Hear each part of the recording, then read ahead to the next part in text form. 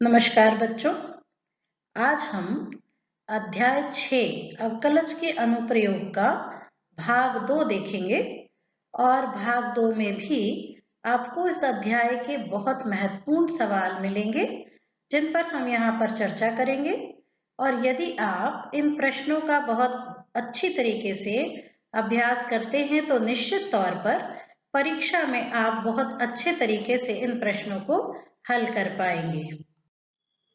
आइए एक प्रश्न और देखते हैं।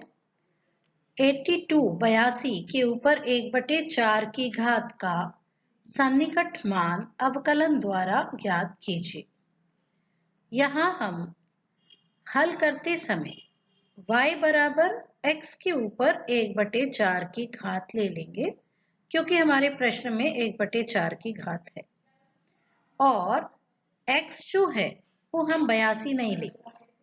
हम कोई ऐसा मान चूज करते हैं x का जिस पर 1/4 की घात लगाने से कोई हमें प्राकृत संख्या या पूर्ण संख्या प्राप्त हो जाए। तो यहाँ हमने चुना कि x हमारा 81 है क्योंकि 81 के ऊपर हमने अपने मन में ये सोच लिया कि यदि हम 81 में 1/4 की घात लगाते हैं तो हमें 3 मिल जाएगा।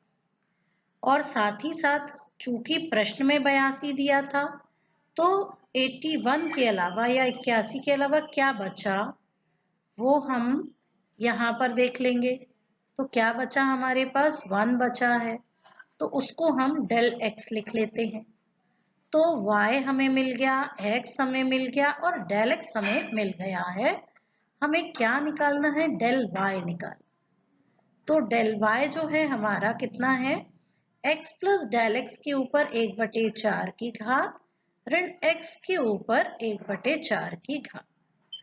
और यहाँ पर डेल y के लिए हमने मान रख दिया 82 के ऊपर 1/4 ऋण 81 के ऊपर 1/4 और यहाँ 81 के ऊपर जो 1/4 की घात है वो कितना है, 3 है। हमने मान निकाल के वो भी रख दिया।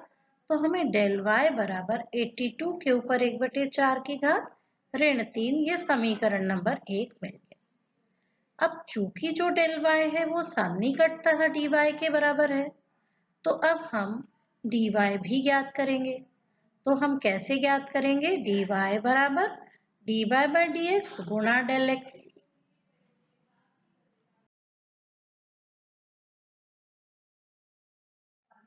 तो चूंकि y बराबर x के ऊपर 1/4 की घात है तो जब हम इसको डिफरेंशिएट करेंगे, अवकलित करेंगे तो हमें क्या मिल जाएगा, 1/4 x के ऊपर 1/4 ऋण 1। तो हमें क्या मिल जाएगा, dy/dx बराबर 1/4 और x के ऊपर ऋण 3/4। चूंकि डेल x हमारा क्या था, 1 था, तो जब हम dy निकालेंगे तो हम कैसे निकाल रहे थे, dy बराबर था dy/dx इंटू डेल x। अब हमारे पास डेल x का मान 1 है और dy/dx का मान हमने क्या प्राप्त किया, 1/4 x के ऊपर ऋण 3/4। उसमें भी हमने x का मान 81 को रख दिया। तो हमें मिल जाएगा dy बराबर 1/4 81 के ऊपर ऋण 3/4 गुणा 1। और जब हमने 81 को लिखा तो हम लिख सकते 3 के ऊपर 4 की घात। और जब हल करेंगे तो हमें मिल जाएगा 1/4 गुणा 1/3 के ऊपर 3 की घात और हल करने पे मिल जाएगा 1/27 गुणित 4।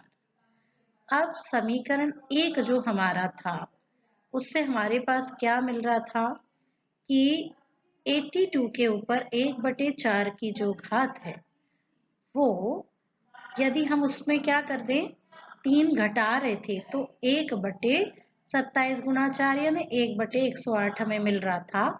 तो अब हम 82 के ऊपर 1/4 की घात को लिखेंगे 1/108 धन 3/1 और आगे जब हम हल करेंगे तो हमें मिल जाएगा 325/108 क्योंकि 1/108 और 3/1 को लघुत्तम 108 लेके हम ऐसे हल कर लेंगे। और जब हम इसे भाग दे देंगे तो ये हमें मिल जाएगा 3.009। हम एक और प्रश्न देखते हैं।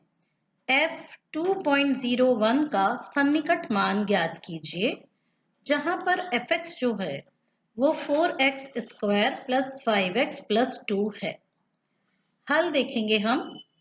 तो हम यहाँ पर देखते हैं कि यदि हम fx बराबर 4x स्क्वायर धन 5x धन 2 का मान निकालना चाहते हैं और हम यदि अवकलज का उपयोग नहीं करते तो 2.01 का वर्ग करना थोड़ा सा मुश्किल काम है। जबकि यहाँ पर हम अवकलज का उपयोग करते हुए x बराबर 2 ले लेंगे और उसके अलावा 2.01 में क्या बचा है, 0.01 बचा है, उसको हम डेल x ले लेते हैं और इसके बाद हम जानते हैं कि डेल y कितना होता है। डेल y होता है f of x plus del x minus f x. तो हमारा f of x plus del x यानी कि जो हमें ज्ञात करना है f2.01 का मान, वो हम इस प्रकार से निकालेंगे कि f x plus del x बराबर f x plus del y. यहाँ पर एफ एक्स का मान तो हम ज्यों का त्यों रख देंगे 4x square plus 5x plus 2, लेकिन डेल वाई क्या होता है, डेल वाई होता है f का प्रथम अवकलज गुणा डेल x यानी कि f डैश x गुणा डेल x। तो जब हम 4x square plus 5x plus 2 का अवकलन करेंगे तो हमें क्या मिल जाएगा, 4 इंटू एक्स स्क्वायर का अवकलज 2x तो हमें मिल गया 8x, 5x का डिफरेंशिएशन हमें मिल जाएगा 5 और 2 का डिफरेंशिएशन 0। तो यहाँ पर कुल मिला के हमें मिलेगा 4x square plus 5x plus 2 plus कोष्टक के अंदर 8x प्लस 5 गुणा डेल x।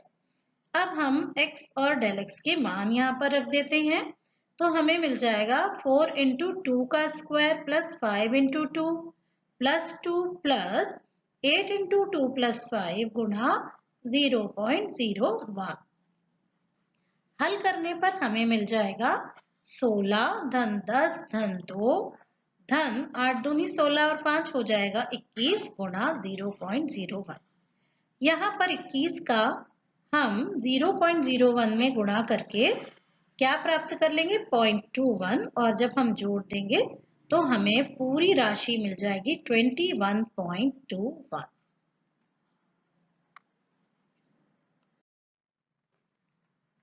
हम अपना अगला प्रश्न देखते हैं। y बराबर x cube minus x plus 1 की स्पर्श रेखा की प्रवणता उस बिंदु पर ज्ञात कीजिए जिसका x निर्देशांक 2 है। आइए इसका हल देखते हैं। दिया है जो वक्र है वो है y बराबर एक्स क्यूब माइनस एक्स धन 1। हमसे क्या पूछा है, स्पर्श रेखा की प्रवणता।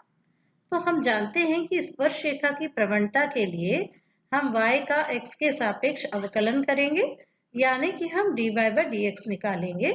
तो dy by dx कितना हो जाएगा, एक्स क्यूब का हो जाएगा 3x स्क्वायर, ऋण x की जगह पे क्या लिखेंगे हम, अवकलन करके 1, और जो एक बचा हुआ है उसका हो जाएगा 0। तो dy by dx कितना मिल गया, 3x स्क्वायर ऋण 1। अब चूंकि x निर्देशांक 2 दिया है तो x की वैल्यू हम कितना रख सकते हैं, 2 रख सकते हैं यहाँ पर। तो जब हम रखेंगे तो हमें प्राप्त हो जाएगा dy by dx बराबर 3 गुणा 2 का वर्ग ऋण 1। तो इससे हमें क्या मिल जाएगा, 2 का वर्ग 4, 4 तिया 12, 12 में से 1 घटा देंगे तो हमें dy by dx का मान मिल जाएगा 11। हम एक और प्रश्न देखते हैं कि वक्र x बराबर a cos क्यूब थीटा और y बराबर a sin क्यूब थीटा के थीटा बराबर पाई बाई 4 पर अभिलंब की प्रवणता ज्ञात कीजिए। तो हम इसका हल देखते हैं कि x का मान कितना दिया है, a cos क्यूब थीटा दिया है, और y का मान कितना है, a sin क्यूब थीटा दिया है। ये प्राचलिक रूप भी कहलाते हैं क्योंकि यहाँ पर x और y दोनों ही थीटा के पदों में दिए गए हैं, और जब हम अवकलन करेंगे तो हम x और y दोनों का थीटा के पदों में ही या थीटा के सापेक्ष अवकलन करके फिर हम dy by dx प्राप्त करेंगे। तो आइए सबसे पहले हम देखते हैं कि हमारा dx by d थीटा क्या होगा। तो चूंकि x का मान a cos क्यूब थीटा है, तो dx by d थीटा हो जाएगा a गुणा, ये जो cos क्यूब थीटा लिखा है, हम जब श्रृंखला नियम का उपयोग करेंगे तो हम इसका अवकलन लिखेंगे 3 cos स्क्वायर थीटा, और साथ में cos थीटा का भी अवकलन करेंगे जो कि हो जाएगा माइनस साइन थीटा। ऐसे ही हमें दिया है y बराबर a साइन क्यूब थीटा, तो जब हम इसका अवकलन करेंगे थीटा के रिस्पेक्ट में, तो हम लिखेंगे dy by d थीटा बराबर a गुणा साइन क्यूब थीटा को क्या लिखेंगे अवकलन करके 3 साइन स्क्वायर थीटा, और साइन थीटा का अवकलन हो जाएगा cos थीटा। तो इस प्रकार से हमें dx by d थीटा और dy by d थीटा प्राप्त हो जाएंगे।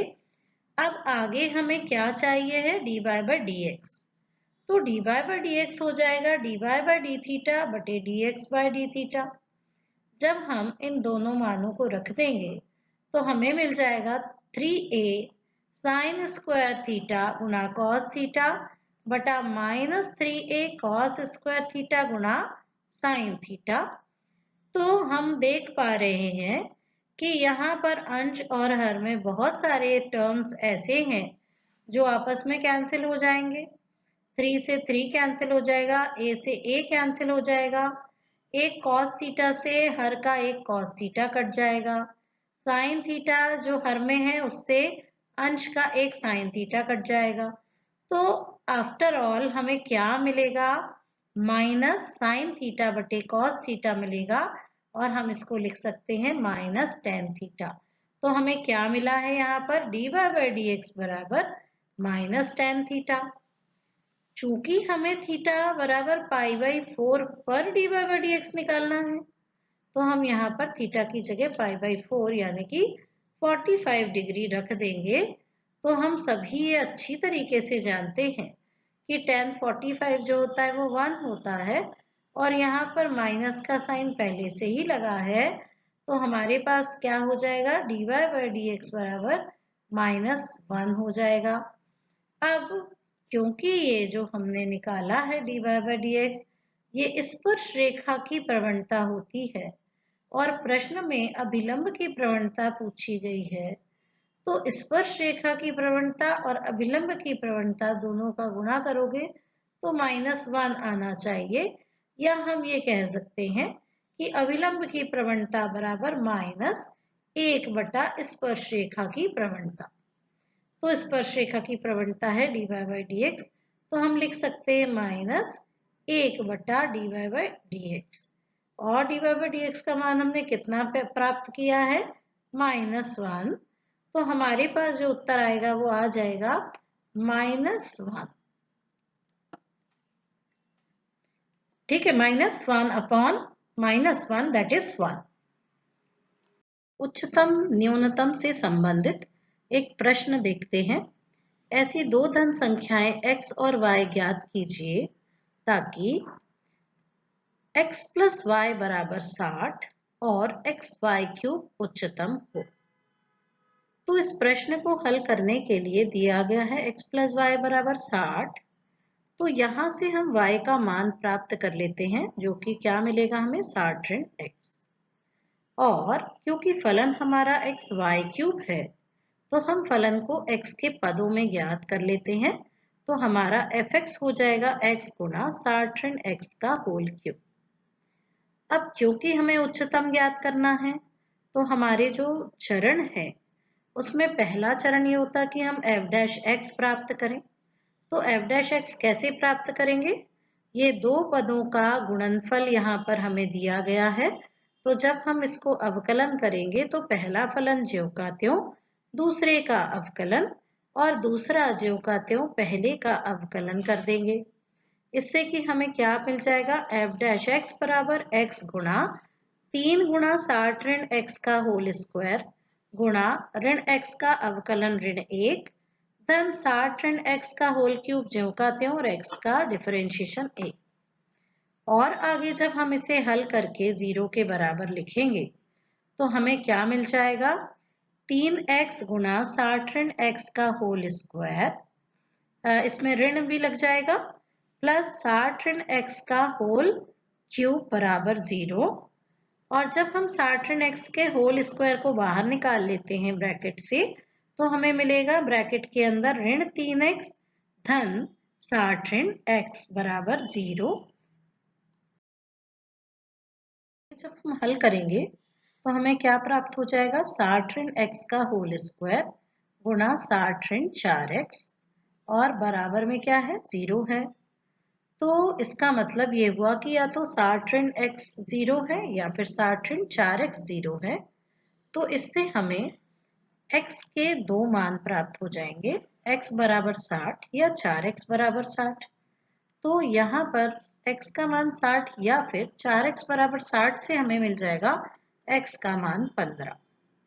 अब क्योंकि उच्चतम ज्ञात करने की जो दूसरी चरण है वो ये है कि हम f डबल डैश x निकालते हैं, यानी फलन fx का द्वितीय अवकलज निकालते हैं।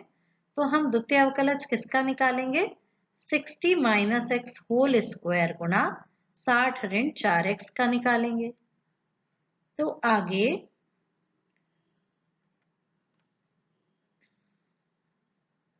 आगे जब हम देखते हैं कि f डबल डैश x क्या होगा, तो यहाँ पर भी हम दो फलनों के गुणनफल का अवकलन करेंगे।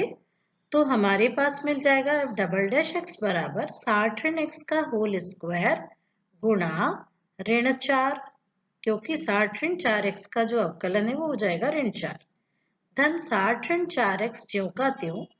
और जब हम 60 ऋण x के होल स्क्वायर को अवकलित करेंगे तो हम लिख देंगे 2 गुणा 60 ऋण x और ऋण x का अवकलज ऋण 1।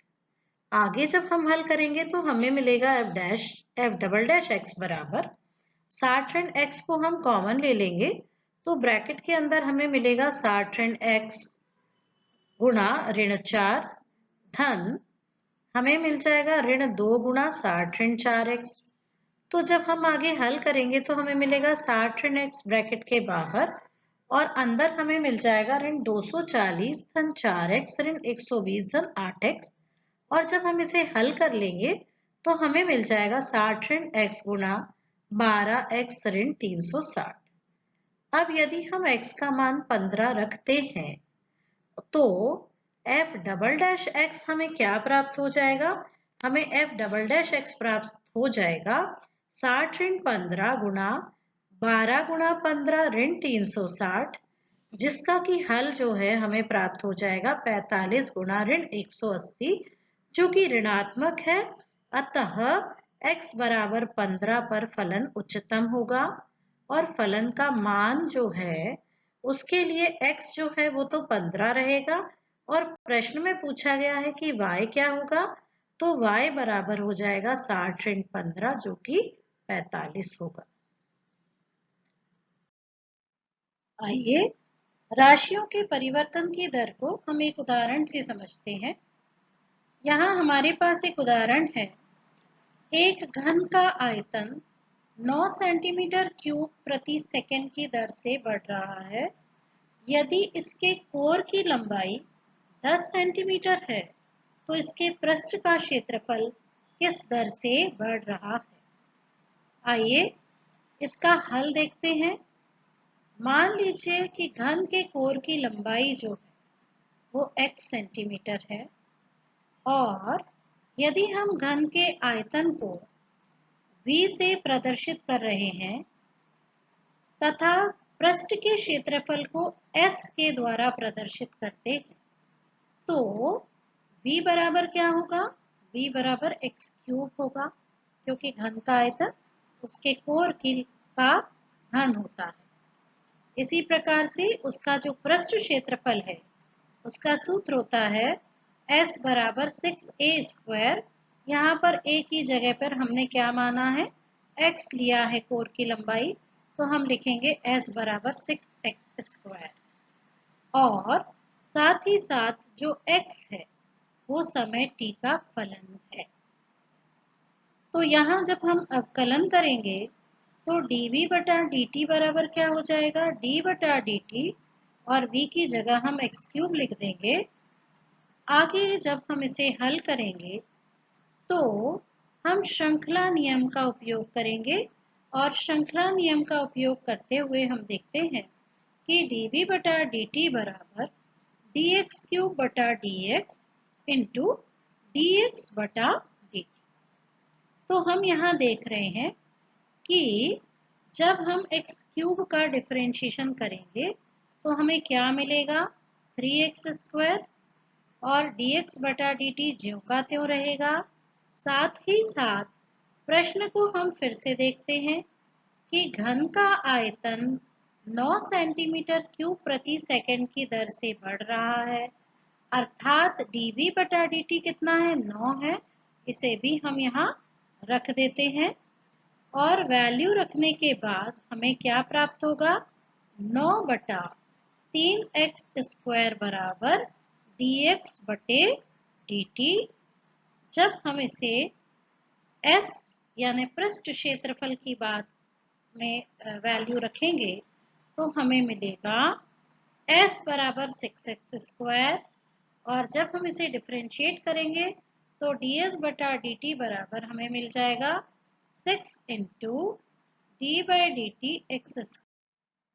जब हम इसे आगे हल करेंगे तो हमें मिलेगा ds बटा dt बराबर 6 into D by d x square into D x by D T.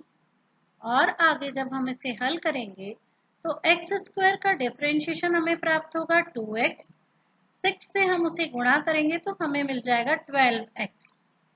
तो यहाँ हम पाते हैं कि ds बटा dt हमें मिलेगा 12x इंटू डी एक्स बटा dt। आगे जब हम इसे हल करेंगे तो हमें मिलेगा ds बटा dt बराबर 12x इंटू 9/3x स्क्वायर। ये हमें कैसे प्राप्त हुआ, ये dx बटा dt का मान हमने आयतन की सहायता से पहले ही ज्ञात कर लिया था। अब यदि हम इसे आगे हल करते हैं तो हमें प्राप्त होता है ds बटा dt बराबर 36 बटा x। अब जब हम x का मान 10 सेंटीमीटर रख देंगे तो हमें क्या मिल जाएगा ds बटा dt बराबर 36 बटा 10 बराबर 3.6 सेंटीमीटर स्क्वायर प्रति। यहाँ प्रवणता से संबंधित एक प्रश्न हम और देखते हैं। वक्र ए वाई स्क्वायर बराबर एक्स क्यूब के बिंदु a n cube comma a m square पर अभिलंब की प्रवणता ज्ञात कीजिए। तो आइए हम हल देखते हैं। ए वाई स्क्वायर बराबर एक्स क्यूब दिया है तो जब हम अवकलन करेंगे x के सापेक्ष तो हमें क्या प्राप्त हो जाएगा a गुना 2y d y by d x बराबर 3x स्क्वायर। तो d y by d x हमें मिल जाएगा 3x स्क्वायर बटा 2ay।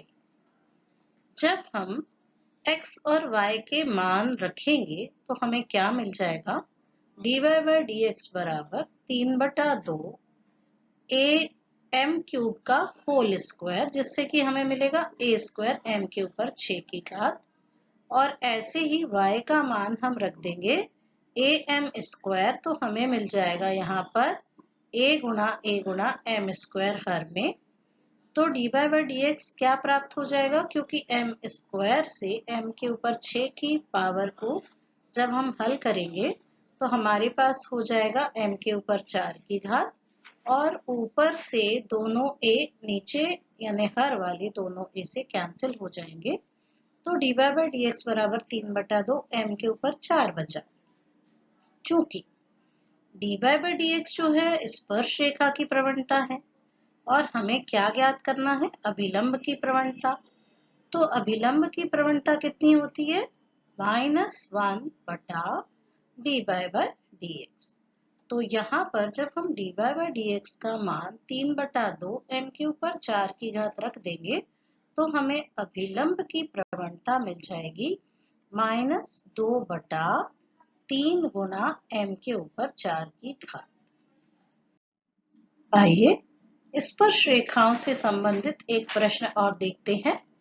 वक्र x स्क्वायर बटा 9 धन वाई स्क्वायर बटा 16 बराबर 1 पर उन बिंदुओं को ज्ञात कीजिए जिन पर स्पर्श रेखाएं x अक्ष के समांतर हैं। यहाँ पर हम हल देखते हैं कि हमारा जो वक्र है वो क्या है, x स्क्वायर बटा 9 धन वाई स्क्वायर बटा 16 बराबर 1 है। और जब हम इसका x के सापेक्ष अवकलन करेंगे तो हमें क्या मिल जाएगा, 2x बटा 9 धन 2y बटे 16 और साथ में y का अवकलन dy बाय dx बराबर 0, क्योंकि 1 का जो अवकलन है वो 0 होगा। जब हम इसको आगे हल करेंगे तो हमें dy बाय dx बराबर मिल जाएगा -2x बटे 9 और बटे में हमें मिल जाएगा 2y बटे 16, जिसे हल करने पर हमें क्या मिलेगा, dy बटे dx बराबर ऋण 2x बटा 9 गुणा 16 बटे 2y। यहाँ 2 से 2 जब कैंसिल हो जाएगा तो हमें मिलेगा ऋण 16x बटे 9y। आगे हम देखते हैं कि क्योंकि स्पर्श रेखा x अक्ष के समानांतर है तो स्पर्श रेखा की जो प्रवणता होती है वो है dy बाय dx, और ये जो प्रवणता है यही स्पर्श रेखा द्वारा x अक्ष के साथ बनाया गया कोण भी होता है। यदि ये x अक्ष के साथ समानांतर है तो कोण कितना होगा, 0 डिग्री होगा। तो निश्चित रूप से tan 0 0 होता है, इसलिए हम लिख सकते हैं कि यदि स्पर्श रेखा x अक्ष के समानांतर है तो dy बाय dx क्या हो जाएगा, 0 हो जाएगा। जब हम dy बाय dx को 0 रख देंगे तो हमें क्या मिलेगा, ऋण 16x बटे 9y बराबर 0, और इससे हमें x का मान 0 प्राप्त हो जाएगा। जब हम x के मान को समीकरण x स्क्वायर बटा 9 धन वाई स्क्वायर बटा 16 बराबर 1 में रखेंगे तो हम ये देखते हैं कि हमें क्या मिलेगा, 0 बटा 9 धन वाई स्क्वायर बटे 16 बराबर 1, और इससे हमें मिलेगा वाई स्क्वायर बराबर 16, जिससे कि y का मान जो है वो हमें धन ऋण 4 प्राप्त हो जाएगा। तो यदि हमारे पास x का मान 0 है और y के दो मान एक धन 4 और एक ऋण 4 मिला है, तो ऐसी स्थिति में हमें जो बिंदु प्राप्त होंगे वो क्या होंगे, 0 4 और 0 -4। उम्मीद है कि आज आपने अवकलज के अनुप्रयोग का भाग 2 बहुत अच्छी तरीके से समझ लिया होगा। और बच्चों, घर पर भी इसका जो प्रश्न है, महत्वपूर्ण प्रश्नों का अभ्यास करते रहिए। धन्यवाद।